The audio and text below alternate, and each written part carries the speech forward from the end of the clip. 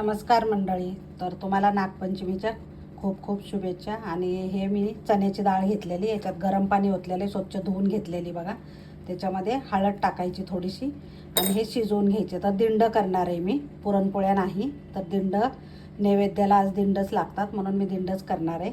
तर आता ह्याला 3-4 शिट्ट्या करून घ्यायच्या. बारीक गॅसवरनं 4 शिट्ट्या करून घ्यायच्या. छान डाळ शिजलेली बघा. आता ह्याला फ्राय करायची गूळ वगैरे घालून. तूप टाकते 1 चमचा घ्यायचा, कारण तुम्हाला जेवढं गोड आवडतंय ना तेवढं तुम्ही टाकू शकता, कमी जास्त करू शकता गुळाचं प्रमाण. थोडंसं तुपावर परतून घ्यायचं गूळ चांगला वितळेपर्यंत, पूर्ण ड्राय होऊ द्यायचं. मीठ टाकते मी, कारण बिना मिठाचा कुठलाच पदार्थ ठेवायचा नाही म्हणून थोडंसं मीठ टाकलेलं आहे. आता अद्रक पावडर टाकायची आणि वेलची पावडर टाकायची. जायफळ आणि वेलची पावडर मिक्स आहे. तुम्ही बडीशोप पावडर पण टाकू शकता.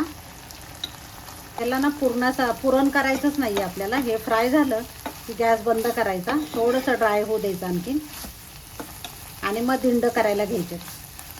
हे ड्राय झालेलं आहे. आता मी गॅस बंद करणार आहे. एवढंच ड्राय करायचं, एकदम नाही करायचं, थोडंसं ओलसर ठेवायचं. हे दिंड्यातलं सारण तयार झालेलं आहे. तर आता दिंड करायला घ्यायची. तर ही नॉर्मल कणिक आहे आपली चपात्याची, ती घट्ट मळून घेतलेली मी. आता एक पिठात गोळा बुडवायचा हा आणि लाटून घ्यायची. मोठी चपाती लाटायची एकदम. आता ही छान चपाती लाटून घेतलेली बघा. आणि नॉर्मल एकदम घट्ट पण नाही करायचं, पुरीसारखं पीठ करायचं नाही. नॉर्मल आपण चपातीला करतो त्याप्रमाणेच करायचं. आणि आता वाटीने तुम्ही गोल पाडू शकता असे पुरे. आणि आता सारण भरून घ्यायचं, कमी जास्त तुमच्यावर आहे. आणि करंजी कशी करतो आपण त्याप्रमाणे आपण करायची. हे बघा या पद्धतीने.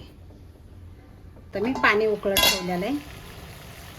मोदक उकडतो त्याप्रमाणे उकडून घ्यायचं सगळे छान असे.